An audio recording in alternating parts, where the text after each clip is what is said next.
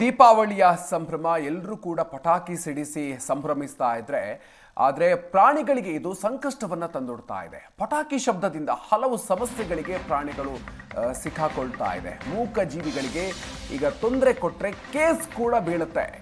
ಜಾಗೃತಿ ವಹಿಸಿ ಹಬ್ಬ ಆಚರಿಸೋದಕ್ಕೆ ಪಶು ಇಲಾಖೆಯಿಂದ ಸೂಚನೆಯನ್ನು ನೀಡಲಾಗಿದೆ. ಪಟಾಕಿ ಶಬ್ದದಿಂದ ನಾಯಿಗಳ ಮೇಲೆ ವ್ಯತಿರಿಕ್ತ ಪರಿಣಾಮ ಬೀರುತ್ತೆ. ಪಟಾಕಿ ಸದ್ದಿಗೆ ಭಯಪಟ್ಟು ಆಹಾರ ತ್ಯಜಿಸುವ ಸಾಧ್ಯತೆಗಳು ಕೂಡ ಇರುತ್ತೆ. ಹೀಗಾಗಿ ಜಾಗೃತಿಯನ್ನ ವಹಿಸಿ ಹಬ್ಬವನ್ನ ಆಚರಿಸೋದಕ್ಕೆ ಪಶು ಇಲಾಖೆಯಿಂದ ಸೂಚನೆಯನ್ನ ನೀಡಲಾಗಿದೆ. ಪ್ರಾಣಿಗಳ ಮೇಲೆ ಬಹಳ ವ್ಯತಿರಿಕ್ತವಾಗಿರುವಂತಹ ಪರಿಣಾಮ ಇದು ಬೀರುತ್ತೆ ಅಂತ ಹೇಳಿ ಈಗ ಈ ರೀತಿಯಾಗಿರುವಂತಹ ಸೂಚನೆಯನ್ನ ನೀಡಲಾಗಿದೆ. ಮನುಷ್ಯರು ದೀಪಾವಳಿಯ ಸಂದರ್ಭದಲ್ಲಿ ಸಂಭ್ರಮ ಸಡಗರದಿಂದ ಆಚರಿಸುವಂತಹ ಸಂದರ್ಭದಲ್ಲಿ ಪಟಾಕಿಯನ್ನು ಸಿಡಿಸುವುದು ಸರ್ವೇ ಸಾಮಾನ್ಯ. ಆದರೆ ಇವುಗಳಿಂದಾಗಿ ಪ್ರಾಣಿ ಪಕ್ಷಿಗಳು ಬಹಳ ದೊಡ್ಡ ಮಟ್ಟದಲ್ಲಿ ಆಘಾತವನ್ನ ಹಾನಿಯನ್ನು ಅನುಭವಿಸುತ್ತೆ. ಜನರಿಗೆ ದೀಪಾವಳಿ ಹಬ್ಬದ ಸಂಭ್ರಮ, ಆದರೆ ಪ್ರಾಣಿ ಪಕ್ಷಿಗಳಿಗೆ ಆತಂಕ. ಯಾಕಂತಂದರೆ ಎಲ್ಲರೂ ಕೂಡ ಒಂದು ಪಟಾಕಿಯನ್ನು ಸಿಡಿಸೋದ್ರ ಮೂಲಕ ಒಂದು ಜೋರಾದ ಸದ್ದನ್ನು ಮಾಡ್ತಾರೆ. ಸೊ ಇಂಥ ಸಂದರ್ಭದಲ್ಲಿ ಪ್ರಾಣಿ ಪಕ್ಷಿಗಳಿಗೆ ತೊಂದರೆ ಆಗುತ್ತೆ. ಸದ್ಯ ನನ್ನ ಜೊತೆಗೆ ಮಾತನಾಡೋದಕ್ಕೆ ಸಾಮಾಜಿಕ ಕಾರ್ಯಕರ್ತರಾದಂತಹ ಅರುಣ್ ಅವರಿದ್ದಾರೆ. ಅವ್ರನ್ನ ಮಾತಾಡಿಸ್ತಾ ಹೋಗ್ತೀನಿ. ಸರ್, ಈಗಾಗಲೇ ಜಿಲ್ಲಾಧಿಕಾರಿಗಳು ಒಂದು ಆದೇಶವನ್ನು ಹೊರಡಿಸಿದ್ದಾರೆ, ಮತ್ತು ಪಶು ಇಲಾಖೆಯಿಂದಲೂ ಕೂಡ ಒಂದು ಆದೇಶವನ್ನು ಹೊರಡಿಸಿದ್ದಾರೆ. ಏನು ಸರ್ ಅದು?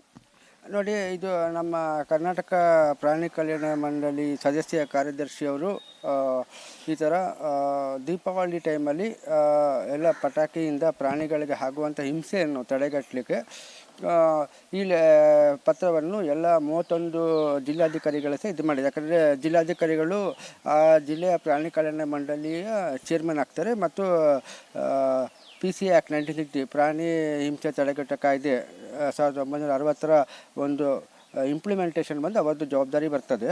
ಇವಾಗ ಮುಖ್ಯವಾಗಿ ಜಿಲ್ಲಾಧಿಕಾರಿ ಸಹ ಬಂದು ಹಸಿರು ಪಟಾಕಿ ಎಲ್ಲ ಕಡೆ ಮಾರಾಟ ಆಗಬೇಕು ಮತ್ತು ರೂಲ್ಸ್ ಪ್ರಕಾರ ಇದಾಗೋದು ಆ ಜಿಲ್ಲಾಧಿಕಾರಿಯ ಜವಾಬ್ದಾರಿ ಆಗ್ತದೆ. ಯಾಕಂದರೆ ಸುಪ್ರೀಂ ಕೋರ್ಟು ಜಿಲ್ಲಾಧಿಕಾರಿ ಮೇಲೆ ಆ ಜವಾಬ್ದಾರಿ ಕೊಟ್ಟಿದೆ.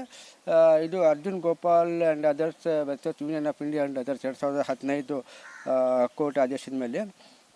ಮತ್ತು ಅದರ ಜೊತೆಯಲ್ಲಿ ಎಲ್ಲ ಪೊಲೀಸ್ SHOಗಳು, ಸ್ಟೇಷನ್ ಲಿಮಿಟ್ಸ್ SHOಗಳು ಅವರವರ ವ್ಯಾಪ್ತಿಗಳಲ್ಲಿ ಎಲ್ಲ ಹಸಿರು ಪಟಾಕಿ ಮಾರಾಟ ಆಗಿ, ಯಾಕಂದರೆ ಹಸಿರು ಪಟಾಕಿಯ ಶಬ್ದ ಮಾಲಿನ್ಯ ಕಡಿಮೆ ಇದೆ, 125 ಡೆಸಿಬಲ್ಸ್ಗಿಂತ ಕಡಿಮೆ ಇದೆ.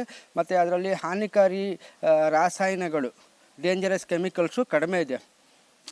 ಇವಾಗ ಇದು ಮುಖ್ಯವಾಗಿ ಈ ಆದೇಶ ಏನಂದರೆ, ಈ ಶಬ್ದಗಳು ನಮಗೆ ಗೊತ್ತಿರುವಾಗೆ ಪ್ರಾಣಿಗಳಿಗೆ ತುಂಬ ಕಿವಿ ಸೂಕ್ಷ್ಮ ಇದೆ. ಅದರಿಂದ ಏನಾಗ್ತದೆ, ಅದು ಎಲ್ಲ ಕಡೆ ಓಡಾಗ್ತದೆ. ಸೊ ಅದಕ್ಕಾಗಿ ಇವಾಗ ಸುಪ್ರೀಂ ಕೋರ್ಟ್ ಸಹ ಪಟಾಕಿ ಬಂದು ರಾತ್ರಿ 8ರಿಂದ 10 ಗಂಟೆವರೆಗೆ ಹೊಡಿಬೇಕಂತಿದೆ, ಮತ್ತು ಹಸಿರು ಪಟಾಕಿನೇ ಹೊಡಿಬೇಕಂತಿದೆ. ಎಲ್ಲ ಟೈಮಲ್ಲೂ ಪಟಾಕಿ ಹೊಡೆಯೋಂಗಿಲ್ಲ.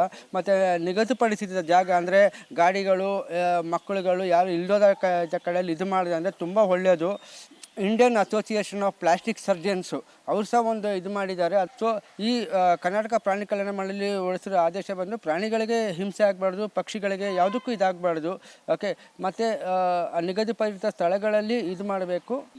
ಈಗ ದೀಪಾವಳಿ ಸಂದರ್ಭದಲ್ಲಿ ಎಲ್ಲರೂ ಕೂಡ ಒಂದು ಪಟಾಕಿಯನ್ನು ಹೊಡಿತಾರೆ, ಜೋರಾದ ಸದ್ದು ಬರುತ್ತೆ. ಅಂಥ ಸಂದರ್ಭದಲ್ಲಿ ಪ್ರಾಣಿ ಮತ್ತು ಪಕ್ಷಿಗಳಿಗೆ ಯಾವ ರೀತಿ ತೊಂದರೆ ಆಗುತ್ತೆ ಸರ್?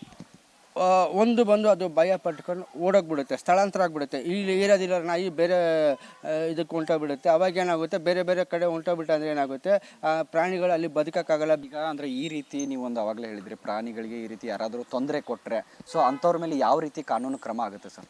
ಹೌದು, ನೋಡಿ, ಇವಾಗ ಆದೇಶದಲ್ಲೇ ಇದೆ, ಇಮಿಡಿಯೇಟ್ಲಿ ಇದು ಯಾರಾದರೂ ಪ್ರಾಣಿ ಹಿಂಸೆ ಇದು ಮಾಡಿದಾಗ ಇಮಿಡಿಯೇಟ್ಲಿ ಪೊಲೀಸರು 100 ಇಲ್ಲ 112ಗೆ ಫೋನ್ ಮಾಡಿ ಇಮಿಡಿಯೇಟ್ಲಿ ಇದು ಕರ್ತಾರೆ. ಯಾಕಂದರೆ ನಮ್ಮ ಬೆಂಗಳೂರಲ್ಲೇ ಇದು ಎಲ್ಲ DCP ಅಂಡರಲ್ಲಿ ACPಗಳನ್ನ ನೋಡಲ್ ಆಫೀಸರ್ ಅಂತೇಳಿ ಮಾಡಿದ್ದೀರಿ.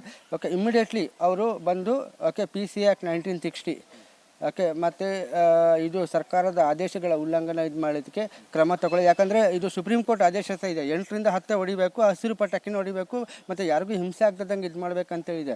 ಇದು ಎಲ್ಲ ರೀತಿಯಲ್ಲೂ ತೊಂದರೆ ಆಗುತ್ತೆ. ಅದಕ್ಕೆ ಪಬ್ಲಿಕ್ ಅವರು ಕಾನೂನನ್ನು ಮೀರದೆ ಕಾನೂನು ಪ್ರಕಾರ ಇದು ಮಾಡಬೇಕು. ಎಲ್ಲರೂ ದೀಪಾವಳಿ ಹಬ್ಬ ಆರಿಸಲಿ, ಬರೀ ಯಾರಿಗೂ ಏನು ತೊಂದರೆ ಆಗದಂಗೆ ಇದು ಮಾಡಿದ್ರೆ ಸಾಕು. ಸೊ ಕೇಳಿದ್ರಲ್ಲ, ಏನಂತಂದರೆ ಪಟಾಕಿ ಹೊಡೆಯೋ ಸಂದರ್ಭದಲ್ಲಿ ಯಾವುದೇ ರೀತಿಯಾದಂತಹ ಮತ್ತು ಪ್ರಾಣಿ ಮತ್ತು ಪಕ್ಷಿಗಳಿಗೆ ತೊಂದರೆ ಮಾಡಬಾರ್ದು. ಯಾರಾದರೂ ತೊಂದರೆ ಮಾಡಿದ್ದೇ ಆದಲ್ಲಿ ಅವರ ಮೇಲೆ ಒಂದು ಕಾನೂನು ಕ್ರಮ ಆಗುತ್ತೆ ಅನ್ನೋ ಮಾತುಗಳು ಇವ್ರದ್ದಾಗಿತ್ತು ಅಂತ ಹೇಳ್ತಾ ಕ್ಯಾಮ್ರಾ ಪರ್ಸನ್ ದೀಪಕ್ ಜೊತೆ ನಟರಾಜ್, ಏಷ್ಯಾನೆಟ್ ಸುವರ್ಣ ನ್ಯೂಸ್, ಬೆಂಗಳೂರು.